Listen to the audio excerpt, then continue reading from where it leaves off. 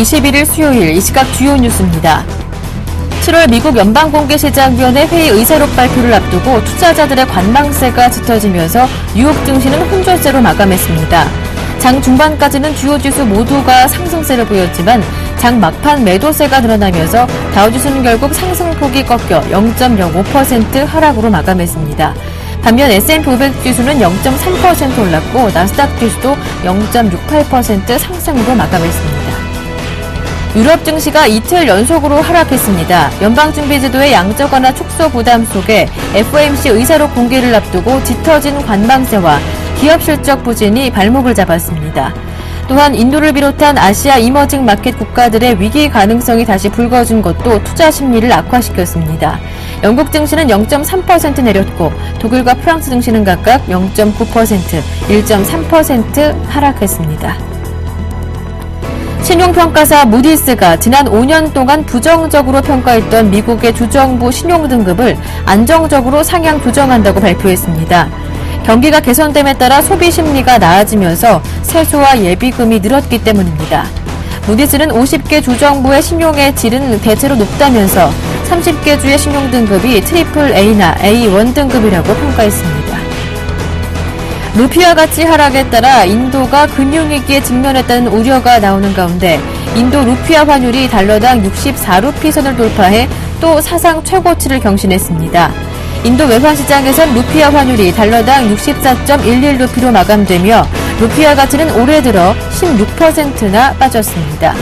인도 정부는 국제통화기금 구제금융 신청을 전혀 검토하지 않고 있다고 밝혔지만 미국 투자은행 JP모건 체이스는 인도에 대한 투자 의견을 비중 확대해서 중립으로 하향 조정했습니다.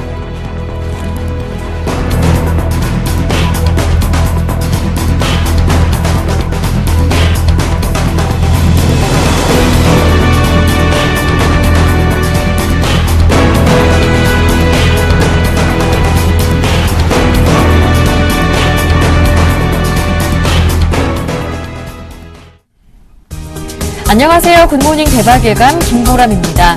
미국의 테이퍼링에 대한 우려가 시장 저변에 계속해서 깔려있는 모습이죠. 그만큼 이제 내일 우리나라 시각으로는 내일 새벽에 발표하게 되는 미국의 7월 FOMC 의사록 공개 어떤 내용들이 담겨있을지 관망 심리도 짙어지는 모습인데요. 여기에 대해서 어제는 인도 등 아시아 신흥국 중심의 경기 위기 가능성까지 불거지면서 결국 코스피가 1900선 아래로 이탈하는 모습이었습니다. 1887포인트로 61선도 이탈하며 마무리가 됐었는데요. 앞서 유럽 증시도 하락 마감했고요. 뉴욕 증시도 3대 지수 모두가 반등하지는 못했습니다. 다우지수만 결국 하락 마감됐었는데 5거래일 연속으로 올해 들어 처음으로 5일 연속 하락세를 기록했다고 합니다. 이어지는 2부 순서에서는 내일 앞둔 7월 FOMC 의사록 그리고 충격을 줬던 아시아 신흥국들의 경제 상황들을 점검해보면서 국내 증시 대응 전략 세워보겠습니다. 굿모닝 대박예감 2부 출발합니다.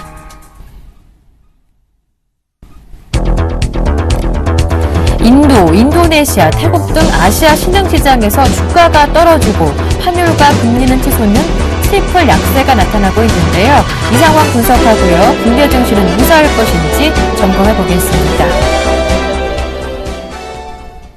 네, 오늘장 이슈 점검하고 관심 종목까지 모두 받아보는 코너입니다. 이상로의 모닝 브리핑 함께 하는데요. 샘플러스 이상로 전문위원님 모셨습니다. 안녕하세요. 네, 반갑습니다. 네, 인도 그리고 인도네시아 등 신흥국 아시아 중심으로 이제 경기 위기설이 불거졌습니다. 이에 따라서 어제 아시아 시장에 충격이 있었는데 코스피도 1900선 아래로 내려왔어요. 이상로 전문위원님 어떻게 보시는지요? 네, 인도네시아가 상당히 멀리 있는 나라인데요. 어제는 유달리 가깝게 느껴지는 날이 아니었나 그렇게 좀 말씀을 드릴 수 있겠고. 우리나라 증시 상황을 빗대어서 나타낼 때, 인도와 인도네시아 증시까지 확인을 해야 된다니라는 생각도 좀 들었습니다. 그만큼, 이런 부분에 대해서 이슈가 됐다는 부분이 상당히 의외적인 부분이었고요. 그래서 지금은 이런 아시아 금융위기 자체가, 어느 정도 거기에 대한 확산론 자체를 좀 더 무게를 두는 시각이 아닌가 그렇게 말씀을 좀 드릴 수가 있겠고, 상징성이겠죠. 그 말 그대로 인도 같은 경우에는 우리가 알다시피 이머징 시장에서 대표되는 국가죠. 그래서 실질적으로 한 3가지 나라 정도를 우리가 꼽는데, 브라질, 그리고 인도, 그리고 한 가지 더가 바로 중국이죠. 이런 부분을 우리가 이머징 마켓이라고 하는데, 거기에 대해서 인도의 어느 정도 루피 가치 하락이라든지 아니면 거기에 외국인 자금 유출에 대한 부분을 좀 더 확산적으로 생각하는 그런 시각이 아니었나 그렇게 좀 보시는 게 좋을 것 같습니다. 그래서 뭐 인도네시아의 주가가 빠졌다 이 부분이 중요한 게 아니라 거기 뒤에 나비 효과가 어떻게 나타날 것인지 이런 부분에 대해서 좀 더 집착하는 그런 모습이 아니었나 그렇게 추정을 해볼 수 있겠고요. 일단 JP 모건 체이스 같은 경우에도 인도에 대한 투자 의견을 중립 의견으로 하향 조정했죠. 그만큼 지금은 이렇게 외국인 자금이 빠져나가는 부분을 좀 더 크게 확대 해석했다는 거죠. 인도 같은 경우에 이머징 시장이다 보니까 외국인 자금이 상당히 많습니다. 그 중에서 미국계 자금이 상당 부분이 포함되어 있는 상태고요. 하지만 현재 상황에서 달러와의 강세, 그리고 한 가지 더 말씀을 드린다면 양적 완화 축소에 대한 우려감이 계속적으로 잔존하고 있죠. 그런 상황에서 당연히 자국으로의 돈이 빠져가는 부분은 어쩔 수 없는 부분이고요. 그런 관점에서 봤을 때 이런 부분 인도뿐만이 아니라 뭐 다른 나라 뭐 한국이라든지 아니면 대만 그리고 아시아의 여러 가지 나라에서도 그런 부분이 나타나지 않을까 이런 우려감이 좀 대두됐다고 좀 보시는 게 좀 좋을 것 같고요. 그래서 주가 추이 한번 보시면 인도네시아가 어제 3.2%가 또 빠졌습니다. 그만큼 인도네시아가 주가가 빠졌다. 우리가 뭐 인도네시아라고 하면 흔히 신혼여행지로 많이 알고 계실 건데요. 하지만 그런 부분에 해서 우리가 좀 더 살펴보셔야 되는 거는 일단은 인도네시아의 주가가 빠졌다는 부분은 원자재 가격이 좀 더 변화가 생길 수도 있겠구나라는 부분을 한번 유추해 보실 필요가 있을 것 같아요. 그래서 뭐 인도네시아 자카르타 공항에서부터 내리면 뭐 관광지로 들어갈 때마다 가장 많이 볼 수 있는 게 바로 고무나무죠. 그만큼 고무 생산에 대한 글로벌 2위 국가라고 좀 보시면 좀 좋을 것 같고요.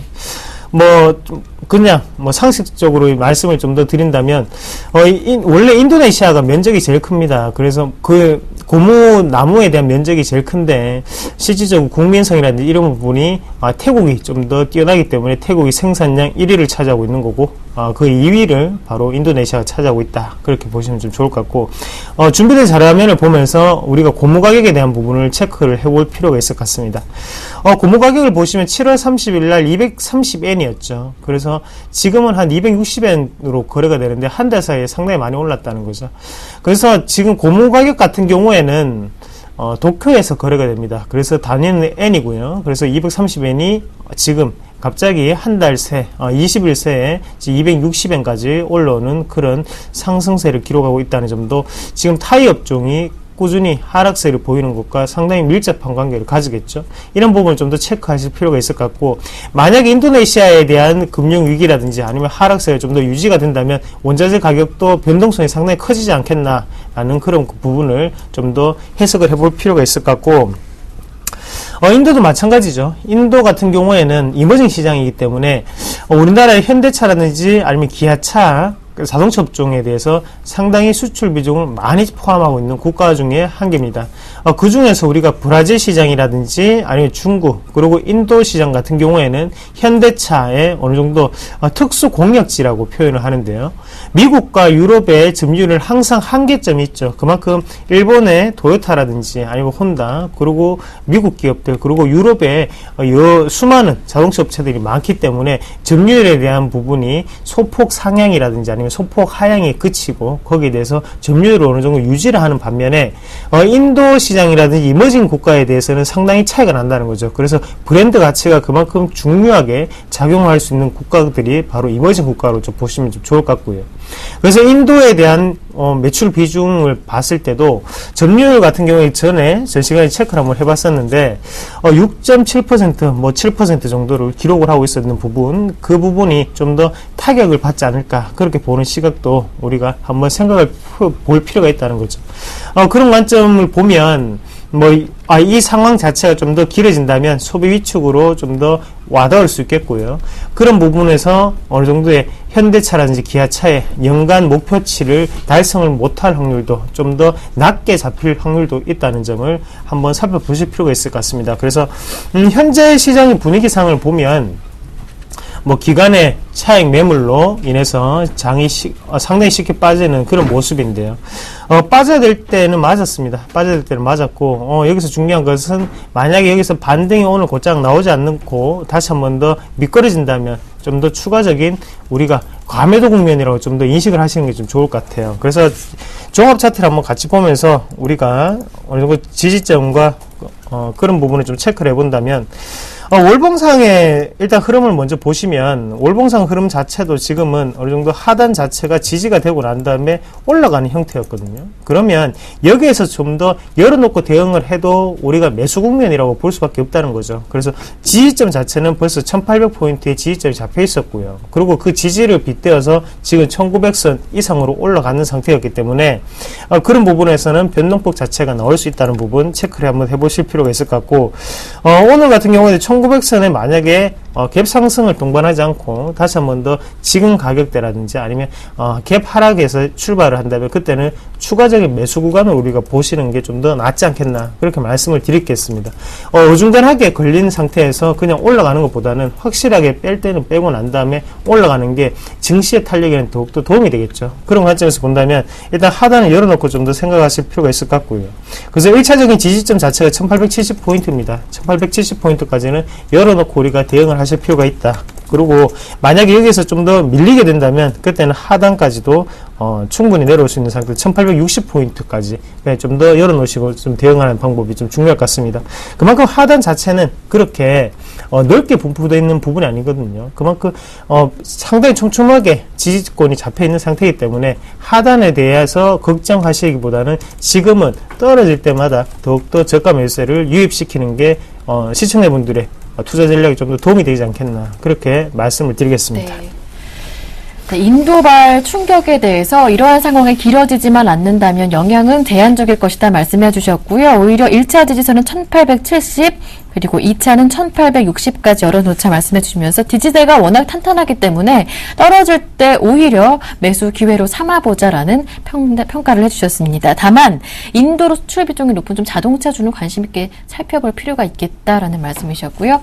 마지막으로 관심 종목 짚어보겠습니다. 오늘은 어떤 종목 들고 오셨는지요? 네, 낙폭과대라든지 이런 부분은 알아서 다들 하실 거라고 좀 보고요. 네. 그래서 오늘은 테마주 시장이 방향성을 못 가질 수도 있기 때문에 그런 부분에 대해서 테마주를 한 개를 좀 준비를 해봤습니다. 동양철관이라는 종목군인데요. 어제 상당히 강한 모습이었습니다. 왜 그런 말씀을 드리냐면, 일단은 어느 정도 종가 관리를 좀 해줬던 종목이었죠. 그래서 종가 관리를 해줬던 종목이었기 때문에 우리가 오늘 추가적인 상승세를 나타낼 수도 있겠구나라는 부분을 열어놓고 대응을 하시길 바라겠고요.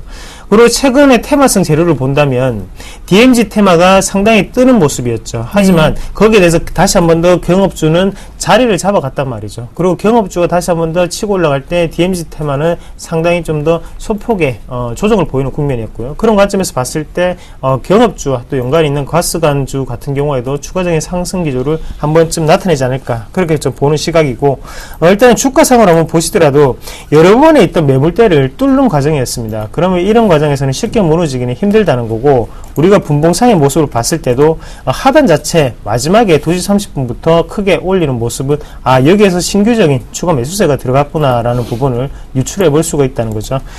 그래서 이런 부분을 보면 우리가 지금은 추가적인 매수권으로 좀 더 가담을 하는 방법이 좀 좋을 것 같습니다. 그래서 매수가 같은 경우에 1,800원 전후를 좀 더 보시면 좀 좋을 것 같고요. 그리고 1차적인 목표가는 1,900원까지는 쉽게 올라갈 수 있는 상태이기 때문에 단기적인 트레이딩 관점으로 접근하시고, 그리고 하단에 1,750원 선을 우리가 손절선으로 대응하시는 전략 말씀을 드리겠습니다. 네, 현재 DMZ 테마와 경협주가 시소식으로 움직이고 있는데, 경협주와 연관된 가스관, 동양철관이 또 경협주 오를 때 다시 한번 치고 오를 기회가 있지 않을까 말씀해 주시면서 대응 전략까지 꼼꼼하게 세워주셨습니다. 지금까지 샘플러스 이상로 전문위원님과 함께했습니다. 고맙습니다. 네, 고맙습니다.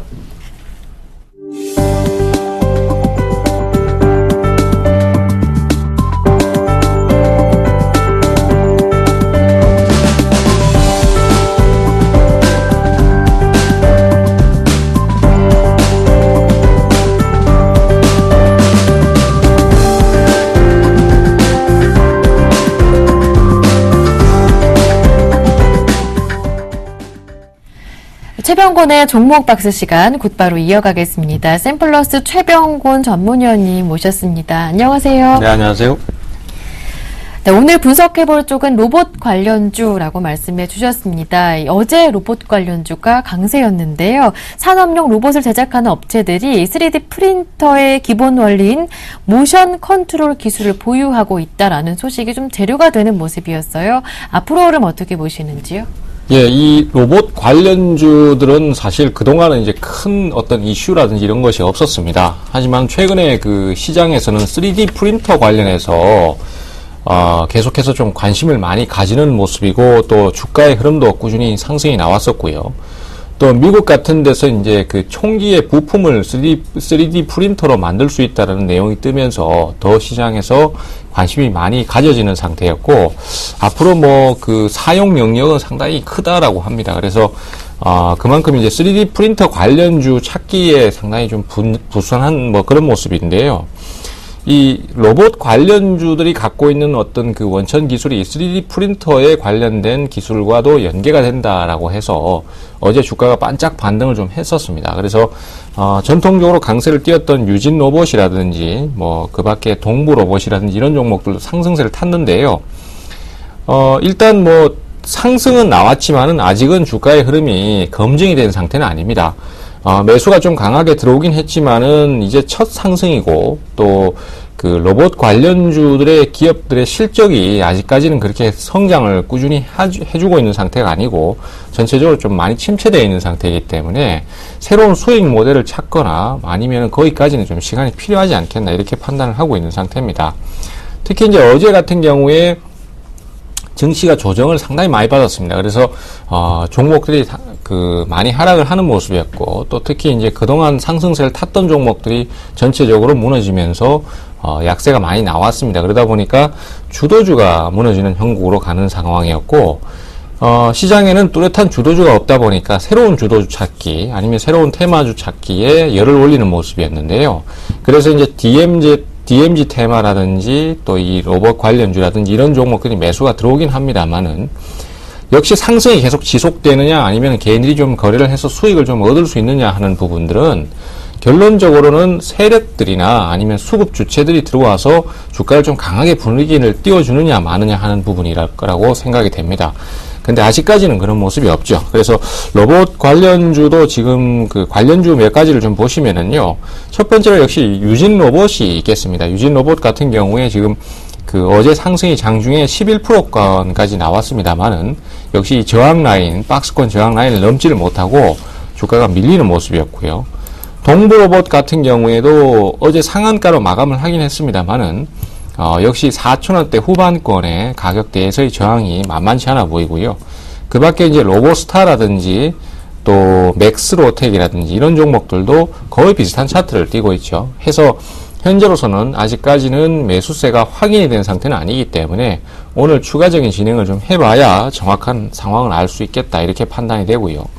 현재로서는 일단 돌발적으로 상승을 한 만큼 보유를 하신 투자자라면은 반등 시 매도의 기회로 활용을 하시는 게 좋겠고, 매수를 노리는 투자자라면은 매수가 좀 더 들어오는지를 확인하고 접근하는 게 좋겠다. 이렇게 좀 정리가 되겠습니다.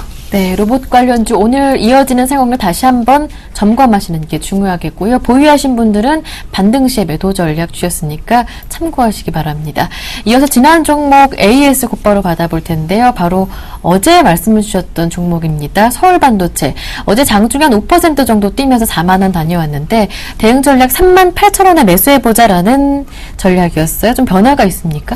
일단 가격이 안 왔죠. 그리고 바로 올라버렸기 때문에 매수세는 상당히 강한 걸로 검증이 되는데, 현재로서는 아무래도 자리를 안 준 만큼 매수를 좀 더 기다리는 전략이 좋을 것 같습니다. 상당히 매수가 강하기 때문에 어쨌든 적극적으로 노림수를 가지는 게 맞는데, 현재로서는 그렇다고 해서 추격 매수를 할 필요는 없다라고 판단을 하고 있고요.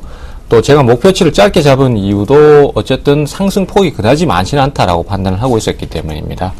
그래서 주가가 지수 조정과 맞물리면서 조정이 좀 나온다라면은 5일선 부근이라든지 아니면은 또 전고점 라인 38,000원 정도 가격대를 충분히 기다렸다가 공략을 하는 게 좋겠고요.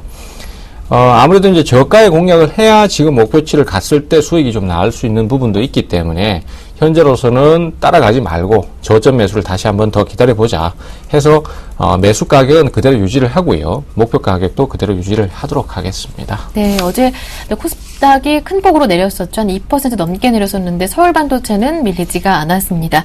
일단 어제 가격 보시고 4만 원대 치고 올라가는 걸 보시고 매수세 굉장히 강한 것 같은데 지금 추격 매수할까라고 고민하시는 분들 많으실 것 같은데요. 최병곤 전문가님의 의견은 제시하셨던 가격이죠. 38,000원대 기다려보자라는 말씀이셨습니다. 참고해 보시고요. 마지막으로 관심 종목 들어볼게요. 오늘은 어떤 종목입니까? 자, 오늘은 중국의 스마트폰 시장이 상당히 확대가 예상이 됩니다. 네. 그러다 보니까 이제 국내 시장은 좁다 해서 중국 시장으로 좀 가보자 하는 기업들이 사실 주가의 흐름이 좋습니다.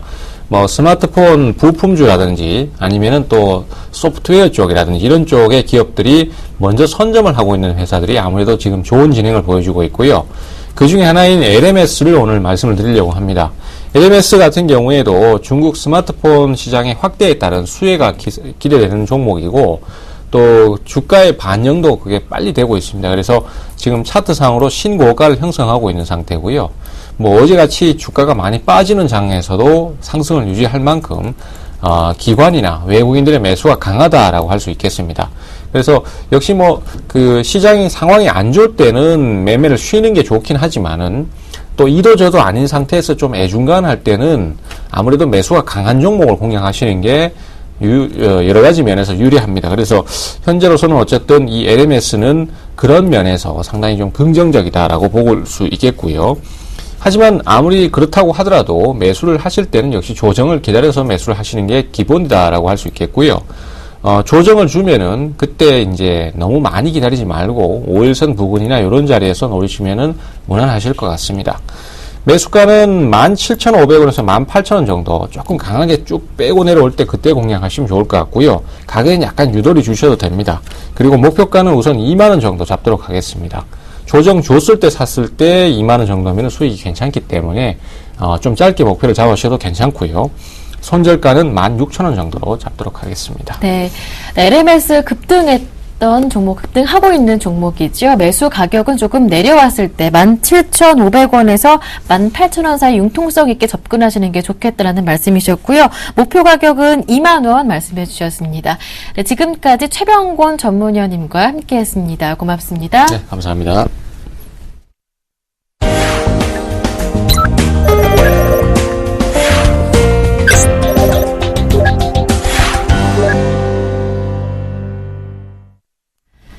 청송촌놈 신창원 대표의 증시 타파 시간 이어가겠습니다. 신창원 대표님 전화로 연결해 보겠습니다. 안녕하세요. 안녕하십니까, 김보라 메카님. 안녕하십니까, 시청자 여러분. 청송촌놈 신창원입니다. 네, 이제 어제 코스피가 61선을 이탈하지 않는 한 계속 보유해보자라는 말씀이셨는데 어제 하루 만에 좀 내려왔습니다. 61선 아래로 내려와서 1887포인트인데요. 대응 전략에 조금 변화가 있겠습니까? 앞으로 흐름 어떻게 보시는지요? 글쎄요, 참 우리나라가 반도국가라서 그런지 몰라도 강대국, 중국, 러시아, 그다음에 일본, 미국의 영향을 뛰어넘어서 인도까지 영향을 우리가 받아야 된다는 부분에 대해서 참 이상하다 이렇게 볼 수 있고요. 어제 일단 모든 영향이 너무 데미지가 큽니다. 데미지가 크고 생각보다 이제 50포인트 거의 여러분 아다시피 거의 40포인트 정도 움직임이 있어가지고 앞으로 이 영향이 굉장히 클 걸로 저는 예상을 하고 있는데요. 일단 오늘 조금 오늘 이제 60일 이평이 최종 이제 분기점으로 작용하지 않을까. 분기점으로 작용한다는 것은 오늘 주가가 반등해가지고 주가가 올라갈지 내려갈지 이걸 한번 보셔야 되는 그런 부분이 아닌가 이렇게 생각합니다. 어제 실제로 보시면요, 주가를 이렇게 이제 떨어지면서 덕 본 사람들이 있습니다. 손해본 사람과 덕 본 사람이 있죠. 덕 본 사람이 있다. 누가 덕 받느냐 보면 기관들이 덕을 제일 많이 봤다 이렇게 볼 수 있습니다. 그래서 개인들이 어제 이제 선물 한 4,500억 있던 거 거의 털어버렸고요. 그다음에 이제 외국인들이 여러분 보다시피 옵션, 풋 마이너스면 올라가야 되는 부분이고, 그래서 어제 기관들이 어제 누런이를 드러내면서 웃었던 그런 부분이다 이렇게 볼 수 있습니다. 그래서 주가가 뜬다고 다 좋은 게 아니고 빠진다고 좋은 게 아닌데 어제 같은 경우에는 기관들이 굉장히 좋아지는 그런 날이었다 이렇게 볼 수 있습니다. 그래서 주가 빠진다고 다 나쁜 건 아니다 이렇게 볼 수 있는데요. 일단 주식이 추세가 무너졌다 안 무너졌다 그거는 제가 볼 때는 아직까지 아닌 것 같고요. 조금 한번 더 지켜봐야 되는 그런 부분인데 아직까지 저는 상승 트렌드 쪽으로 보고 있는 사람 중에 한 명이다. 그 부분은 아직까지 변함이 없다 이렇게 보고 있는데요. 일단 뭐 그럴 때 우리가 보통 11일평을 말하죠. 11일평을 말하는데 11일평 자체가 아직까지 살아 있습니다. 그래서 11일평이 지금 여기로 보시면 제가 이제 누차 여러분에게 말씀드렸지만 1875포인트 75, 제가 볼 때는 종가로 1875 하방 이탈한다면 그때부터는 장 자체를 조금 비관적으로 볼 생각이다. 이렇게 제가 분명히 말씀을 드리겠습니다. 그래서 어제는 너무 단기적으로 당황할 정도로 이제 주가의 그런 부분이다. 이렇게 보기 때문에 주가 자체가 아직 이격도가 어제 100에서 하방 이탈했지만 이격이 분산 이격이 아니고 합성 이격이기 때문에 여러분께서는 지금 자리에서 아직까지는 괜찮다. 이렇게 보시고요. 저는 그렇게 생각해요. 주가가 외부 충격으로 주식이 크게 이렇게 떨어지는 것은 5일 내입니다. 몸통이 5일 내로 이 몸통을 올라가지 못한다면 주식 자체는 굉장히 그 음봉이 굉장히 큰 음봉으로 작용할 가능성이 높다. 그래서 5일 내로 앞으로 1910포인트까지 복귀 여부를 여러분께서 꼭 한번 볼 필요가 있다. 이렇게 볼 수가 있겠습니다. 자, 일목균형표적으로 봐서는 아직까지 살아있는 부분이죠. 여기 보시면 전환선 기준선이 여러분 아직까지 호전 상태로 있고 앞에 선 구름이 붉은 자리다 이렇게 봅니다. 그리고 여러분 보다시피 오늘이 이제 여러분 선행 스팬 2의 마지막 날이에요. 선행 스팬 2의 움직임이 마지막 날이기 때문에 주가 자체가 지금부터는 저는 지지할 걸로 저는 예상을 하고 있습니다. 그래서 일단 한번 지켜보시고요. 제가 볼 때는 여러분 아까 조금 전에도 말했지만 1875포인트 하방 이탈 시에는 조금 깊은 우려를 한번 표출해야 되지 않을까 이렇게 저는 생각을 하고 있습니다. 자, 어제 선물이 여러분 보다시피 이제 246.20 평균 가격 하방 이탈했습니다. 하방 이탈해서 지금 콜 거신 분들이 돈 먹는 게 아니고 이제 푸 거신 분들이 돈 먹는 그런 자리가 왔습니다. 그래서 풋을 먹는 분들이 푸를 조금 지금 먹고 있어요. 그렇지만 지금 자리에 거의 평균 가격이죠. 선물의 평균 가격인데 뭐 선물 자체가 평균 가격이지만 워낙 지금 선물이 포지션이 한 4천 포지션밖에 안 됩니다. 포지션밖에 안 되기 때문에 굉장히 미미하다 이렇게 볼 수 있어요. 그래서 아직까지 뭐 평균 가격이 큰 의미는 없습니다만 어디 평균 가격이 246p라는 것만 아시면 된다 이렇게 볼 수 있고요. 지금 선물 그 볼륨저 밴드를 보면 최저 243p까지 열려 있는 그런 부분입니다. 그래서 과연 이까지 갈 것인가? 제가 볼 때는 그거는 아닌 것 같고요. 지금 자리에서는 뭐 괜찮을지 않을까 이렇게 저는 생각을 하고 있습니다. 자, 주피봇을 보시면 여러분 일단 주피봇이 1880에서 굉장히 지지 있는데 1890에서 굉장히 큰 지지가 있었는데 1890을 하방 이탈했는데 오늘 제가 볼 때는 일단 90포인트는 복귀하지 않을까 이렇게 저는 생각을 하고 있습니다. 그래서 오늘 만약 1890을 복귀한다면은 장 자체는 다시 또 10포인트까지 또 좋게 또 갈 수 있는 그런 부분이다 이렇게 보기 때문에 만약에 여기서 무너지면 어떻게 되냐? 무너지면 뭐 1860까지다 보면서 글쎄요. 지금 자리에서 1860은 가지 않지 않을까 이렇게 생각합니다. 그래서 어제는 조금 와전된 것 같아요. 인도가 IMF도 간다 했는데, 인도가 IMF 들어갈 그런 거 없습니다. 왜냐면 인도 자체가 대외 의존도보다 자체 의존도가 굉장히 많은 그런 부분이다. 이렇게 보시고요. 어제 이제 그 월피봇을 보시면 월피봇이 1880포인트에서 강력한 지지가 있었던 이런 부분으로 봤을 때 주식 자체가 이 자리에서 거의 뭐 1880에서 거의 제가 볼 때는 지지가 있지 않을까 이렇게 저는 생각하고 있습니다. 그래서 너무 염려하지 마시고 뭐 본 식으로 놀랜다 이렇게 보지 마시고 너무 소뚜껑에 놀란 거 뭐 거북이 보고 놀랜다 이런 식으로 그런 거 너무 생각하지 마시고 무던히 한번 있어 보십시오. 무던히 있어 봐야 되는 부분이 아닌가 이렇게 생각합니다.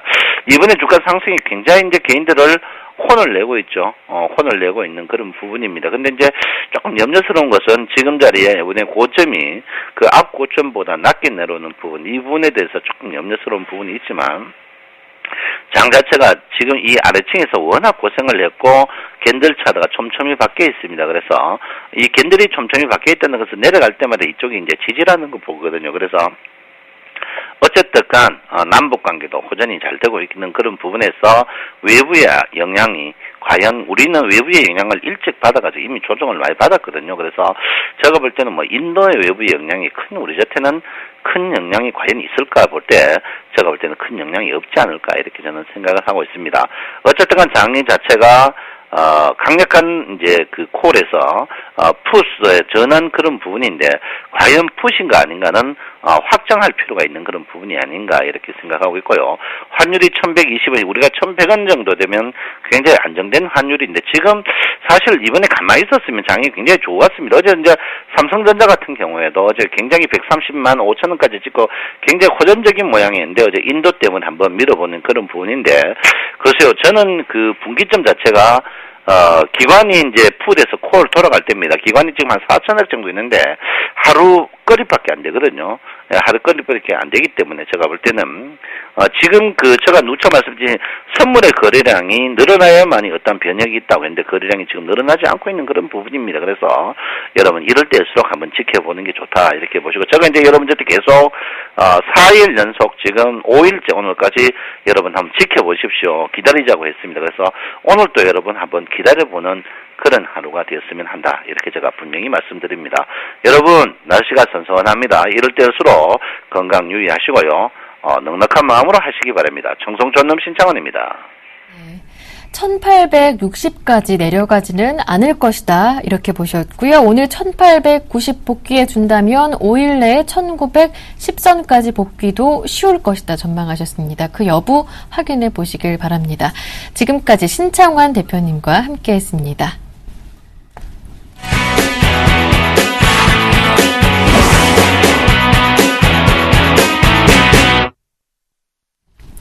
네, 김영진 대표님과 함께하기 전에요. 먼저 최명석 멘토 연결해서 최강 종목부터 들어보고 오겠습니다. 샘플러스 최명석 멘토 전화로 연결해 보겠습니다. 안녕하세요.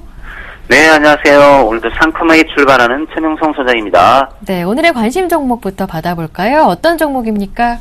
네, 오늘의 관심주는 코리아 서키트입니다. IT, 하드웨어, 전자장비 기기 회사입니다. 1972년 창립 이래로 40여 년간 PCB 산업을 선도하며 최고의 품질과 첨단 기술을 바탕으로 PCB만을 생산해온 세계적인 PCB 전문 기업입니다. 최근 스마트폰의 PCB 수요의 증가로 높은 신장세를 기록하고 있습니다. 2011년 국내 메이저인 스마트폰 업체와 하드디스크를 공급하면서 다시 재성장 토대를 마련하였고 관계사인 인터플렉스와 거래를 공유하면서 시너지 효과는 지속될 것으로 전망합니다. 현재 3년 연속 매출 증가 및 영업이익도 양호합니다. 유보율이 2300%로 안정적인 회사입니다. 차트를 보면서 말씀드리겠습니다. 현재 계속 두세 달간 거래량이 증가 중에 있습니다. 신용비율도 양호하고요. 심리도도 양호한 편입니다. 매수가는 현재가 가격인 15,200원 아래 위에서 한 두 번으로 분할 매수하시기 바랍니다. 목표가는 16,500원입니다. 손절가는 14,500원입니다. 어제 인도발 금융위기로 거래소 코스닥 종목 거의 대부분이 한 3%에서 7% 정도 전체적으로 하락한 것 같습니다. 너무 당황하지 마시고 차분히 대처하시기 바랍니다. 종목 설명은 여기까지 말씀드리겠습니다. 네, 이어서 지난 종목 AS 받아보겠습니다. 8월 8일에 말씀해 주셨던 S맥 받아볼 텐데요. 어제 장에서 장중한 5% 정도, 종가 기준으로 한 3% 정도 올랐더라고요. 네, 오늘의 S 종목은 S맥입니다. 휴대폰 및 관련 부품 회사입니다. 휴대폰 및 각종 IT 기기에 적용되는 터치스크린, 채널 등 생산 등 판매업을 하고 있습니다. 삼성전자의 스마트폰의 터치패널 최대 공급업체입니다. 현재 3년 연속 매출 증가 및 영업이익도 양호합니다. 유보율이 1200%로 안정적입니다. 어제 시장이 하락 및 전체적인 종목 하락으로 안정적인 종목을 다시 한번 AC해드립니다. 제가 한 8월 8일 여기서 추천해서 5% 정도 수익이 났다가 다시 3일간 양봉을 보이면서 자리를 잡고 있으니까 잘 관심 있게 보시기 바랍니다. 오늘 오후 6시 저희 행복한 강연회는 계속됩니다. 지하철 2호선 영등포구청역 5번 출구에서 왼쪽 차량 도로 쪽인데요. 시온성 교회 쪽으로 100m 정도 오시면 한성병원 건물 3층에서 하오니 많이 참여하시기 바랍니다. 전화번호 꼭 확인하시고 오시기 바랍니다. 오늘은 여기까지 말씀드리겠습니다. 네, 지금까지 샘플러스 최명성 멘토와 함께했습니다. 말씀 잘 들었습니다. 고맙습니다. 네, 감사합니다.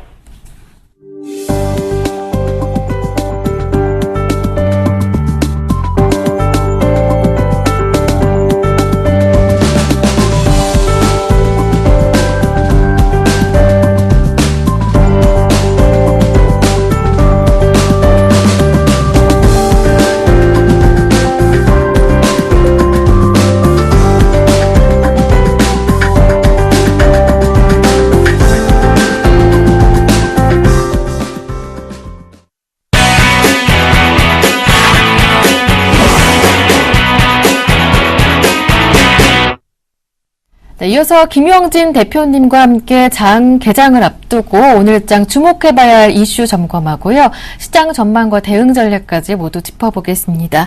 SPM의 김용진 대표님 전화로 연결해 보겠습니다. 대표님 안녕하세요. 예, 안녕하십니까. 네, 인도와 인도네시아 등이 아시아 신흥국들의 금융 불안이 위기론으로 불거지면서 이제 그 상황 한번 점검해 볼 필요가 있겠고요.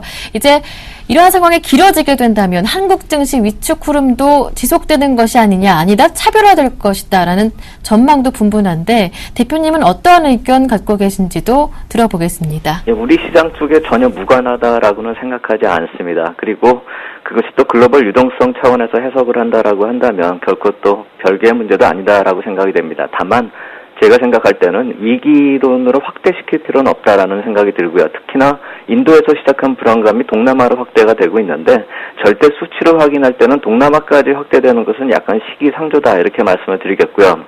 그리고 어떤 위기가 나타나더라도 예전에 봤었던 우리가 유로존 쪽에서 봤을 때나 아니면 훨씬 더 이전에 두바이 쪽에서 이런 모라토리움 얘기가 나왔을 때 그때의 흐름을 놓고 보아도 이러한 위기가 반복이 되고 또 어떠한 대책이 나오고 하는 그런 모습들 속에서 투자의 기회가 오히려 있었지 이것을 단순히 피해야만 한다라는 그런 공포로 접근할 그런 상황은 아니다 이렇게 말씀을 드리겠고요.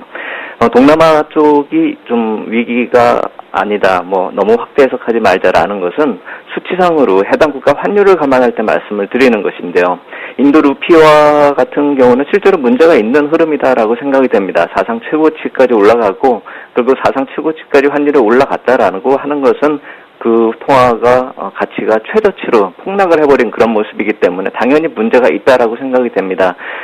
그리고 또 이제 동남아 증시가 동반 폭락하긴 했는데 인도네시아 루피아와 같은 경우는 올해 최저치지만 동남아 위기 때나 2008년 금융 위기 때 같은 그런 폭락은 아니라는 것이죠. 특히나 옆나라 태국도 같이 어제 증시는 안 좋았는데 바트와 같은 경우 놓고 보더라도 상대적으로 더 안정적인 흐름이다 이것이죠. 결국 증시는 동반 폭락 움직임을 보였지만 집단적으로 위기가 확산되는 것은 아니라는 점, 이 점 인식할 필요 있겠다 이렇게 말씀을 드리겠고요. 결국 국가의 신용 관련된 문제는 증시뿐만이 아니라 환율 쪽을 더 중점적으로 검토해 볼 필요가 있다. 그런 점에서 놓고 보면 아직은 동남아 쪽은 좀 안정적이다 이렇게 보겠다 말씀을 드리겠고요. 다만 여기서 경제 흐름 한번은 살펴볼 필요가 있다라고 생각이 됩니다.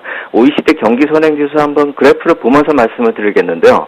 지난주는 이 똑같은 그 테마로 해가지고 선진국 경기 흐름을 봤었죠. OECD 경기 선행지수를 보면서요. 오늘은 그 반대쪽에 있는 이머징 국가들을 좀 꼽아가지고 제가 그래프를 만들어 봤는데요. 상승 추세 일부러 하나 넣어놨습니다. 미국을 한번 넣어놨는데 상승 추세로 맨이 갈색선으로 지금 올라가고 있는 그런 모습이죠. 이걸 제외하면 중국, 인도, 브라질 이쪽에 브릭스하고 동남아 국가의 경제 흐름이 모두 다 하향되는 흐름이 한눈에 확인이 되고 있습니다. 중국 같은 경우가 제일 위에서 하락하면서 위에서 세 번째 위치한 그 청색선이고요. 인도의 경우는 가장 아래에 위치한 보라색 선인데 지금 아래에서 이렇게 턴하고 있다. 이렇게 해서 턴어라운드 얘기를 할 때가 아닙니다. 왜냐하면 이 경기 선행지수의 경우 같은 경우는 100 이하, 절대 수치로 100 이하에 위치한 상태는 경기 위축이 지속되고 있다는 의미이기 때문에 이쪽 아래쪽에서 턴하는 게 그렇게 의미가 있는 상황이 아니라 브릭스 국가 중에서도 인도 같은 경우 가장 안 좋은 흐름이라는 점 생각해 볼 필요가 있어 보이고 언급드린 인도네시아 같은 경우도 아래에서 세 번째 선으로 좀 지속적으로 하향하는 흐름이라는 점, 이 점 한번 살펴볼 필요가 있어 보이고요. 참고적으로 카나다 한번 넣어봤습니다. 이거 이머징 국가는 아닌데요. 지금 핑크색으로 어중간한 위치에 좀 머물러 있죠. 브릭스 국가나 뭐 이머징 국가는 아니지만 상품 시장하고 관련된 그런 공통된 특징을 가진 국가들이 경기가 전반적으로 안 좋다는 점, 이 점을 참고할 필요가 있다라는 생각이 들고요. 결국 자원부국이라는 그런 국가들이 공통적으로 상품 시장의 약세, 이것을 통해서 국가 경제 흐름이 악화되는 상황하고 좀 연계해서 볼 필요가 있다, 이렇게 생각이 되고요. 경기 흐름 안 좋게 흘러가고 있다는 점이 공통적이긴 한데 이들 국가들 작년까지만 하더라도 관심을 받던 국가들이었다는 점 역시 놓치면 안 됩니다. 그래서 우리나라하고 무관하지가 않다라는 말씀을 드린 것입니다. 골드만삭스가 꼽았었던 그 믹트나 또 일본 연구소에서 뽑았었던 그 비스타 같은 경우도 결국 인도네시아가 다 공통적으로 들어가는 그런 경우고요. 최근에 올해 초 같은 경우 새롭게 주목할 국가로 브레이크아웃 네이션으로 성장성이 부각되는 몇 개의 국가들도 한번 거론이 됐었죠. 인도네시아가 여기도 껴 있었습니다. 항상 인도네시아는 주목받는 국가였었고요. 그리고 그뿐만이 아니라 터키나 멕시코 같이 이쪽에 같이 포함됐었던 그런 나라들이 동통적으로 좀 부진한 모습을 보이고 있다. 결국 선진국 경제하고는 대비되는 흐름으로 진행되고 있다는 점 한번 참고해 볼 필요가 있어 보이고, 이것이 왜 우리나라하고 관련이 있느냐 놓고 봤을 때 인도네시아만 딱 하나를 꼽는 것이 아니라 우리가 한번 지난달 무역 수지를 살펴볼 때 그때도 한번 말씀을 드렸는데 무역 수지 지표에 5개 T로 볼 수 있었던 그 상황이 동남아를 중심으로 해서 이머징 국가하고의 교역이 좀 부진했었다는 점, 이 점이 5개 T였었고요. 그것이 그 동남아를 비롯해서 중동하고 남미 포함해서 이머징 국가 성격의 나라들하고의 교역 비중이 24%나 된다는 점을 놓고 본다면 우리나라가 위기 파급으로 인해서 우리나라까지 위기가 전이된다, 이런 얘기가 아니라 어느 정도 이런 그 안 좋아지는, 경제가 안 좋아지는 상황에 대해서 우리가 반대급부적으로 좀 악영향이 미칠 수는 있다는 점, 이 점 아주 큰 비중은 아니지만 관심을 가질 필요가 있다, 이 점 정도로 해석할 필요가 있겠다, 이렇게 말씀을 드리겠습니다. 아시아 신흥국 중심의 이 경기 하향세가 글로벌 유동성 문제로 본다면 국내 경제 그리고 국내 증시에도 영향이 없는 것은 아니겠지만 위기론까지 확대하는 것은 아니지 않느냐라는 의견이셨습니다. 어제 코스피가 이제 1900선을 이탈했는데요. 이와 관련해서도 이제 너무 안 좋게만 보지는 말자라는 의견이신지요? 앞으로 전망 어떻게 보십니까? 지금 상황을 놓고 보면은 좀 객관적으로 볼 필요가 있다라고 생각이 됩니다. 분위기에 휩쓸리면은 사실 죽도 밥도 안 되는 시기다, 이렇게 생각이 되고요. 그런 면에서 좀 객관적인 시각을 갖추기 위해서 제가 달러 인덱스도 한번 오늘 그래프를 찾아봤습니다. 위기 때마다 이 달러 인덱스는 강세를 보이는데 지금 큰 변화 찾아보기 힘듭니다. 2008년 금융위기 때나 2010년 그 두바이로부터 시작돼서 아까 말씀드렸었던 모라토리움 이슈가 그리스까지로 번질 때, 그리고 또 2012년 유로존 문제가 극대화될 때 저 그래프에서 이렇게 피크를 치는 그런 모습들이 나타나고 있는데 지금 그렇지가 않죠. 오히려 좀 피크를 치고 하향하는 그런 움직임이죠. 결국 어떤 위기의 조짐으로 보기는 힘들다는 점, 달러 인덱스에서도 찾을 수가 있겠고요. 이걸 멀리서 찾을 것이 아니라 한국 원화 흐름을 감안해도 큰 변화 없습니다. 1115원 어제 넘어섰는데요.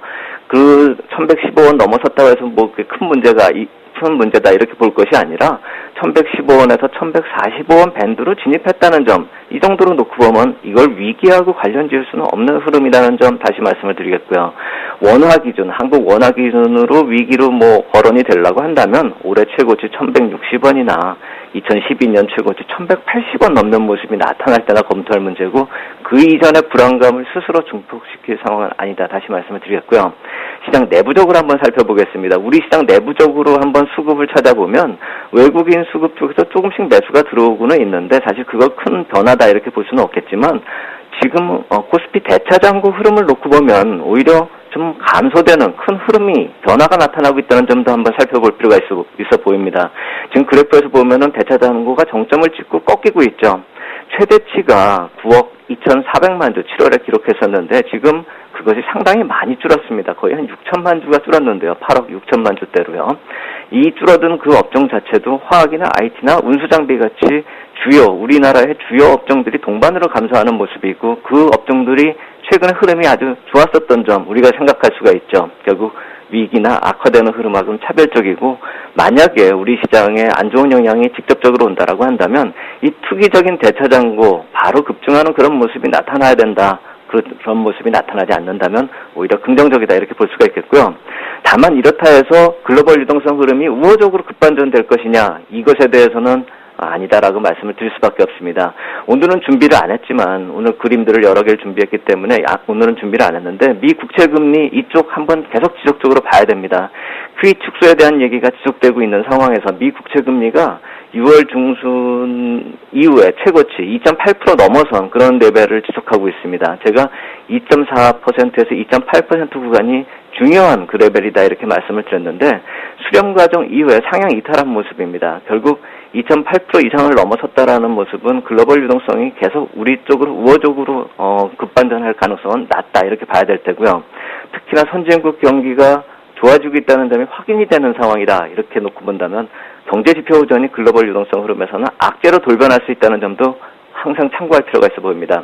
결국 정리해가지고 전략적으로 놓고 본다면요. 막연한 기대감이나 비관론 지금 가질 필요가 아니다라고 말씀을 드리겠고요. 당분간은 지수대별로 좀 기계적으로 접근할 필요가 있겠다 이렇게 말씀을 드리겠습니다. 위로 봤을 때는 1910포인트에서 1930포인트가 급락을 대부분 만회한 지수 레벨이기 때문에 지금 추가 상승 모멘텀 없다는 점에서 이익 실현이나 현금화 기준으로 그 지수대를 볼 필요가 있어 보이고요. 6월에 나타났었던 하락을 참고로 보면서 아래쪽 한번 본다라고 한다면요. QE 관련한 악재로 인해서 내리는 것이 1880포인트대였고요. 그 당시에도 아시아권에 문제가 있었습니다. 그때 추락했었던 게 1770포인트까지입니다.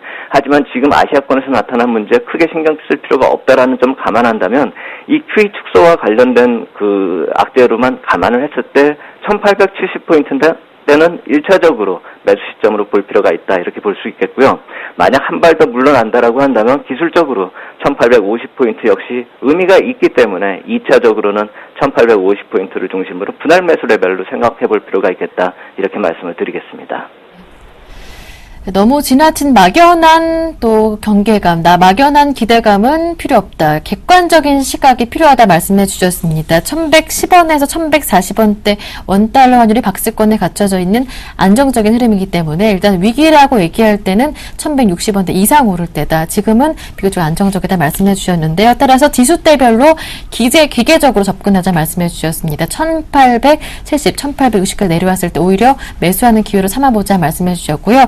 일단 기술적인 추가 만회 지수 레벨은 1910에서 1930 말씀해 주셨습니다. 이때는 현금화 전략 말씀해 주셨고요. 자, 끝으로 코스닥 얘기 좀 잠깐 해볼 수 있을까요? 코스닥 지수가 큰 의미는 상대적으로 없을 수는 있겠지만 지지대라고 말씀을 많이 들었었던 540선 이탈했는데 앞으로 그럼 간략하게 들어볼 수 있을까요? 한번 여기도 생각을 해볼 필요가 있어 보입니다. 아까 말씀드린 그 종합지수로 한 1930포인트로 말씀을 드린 것은 코스닥 지수로 놓고 하면 한 560포인트로 보시면 될 것 같습니다. 그쪽에서 보면은 좀 약간 좀 멀어 보이긴 하기 때문에 좀 가까이 놓고 본다면은 560포인트대를 지금 코스피 1910에서 1930포인트로 보는 그런 이익 실현의 시점으로 볼 수가 있어 보이고요.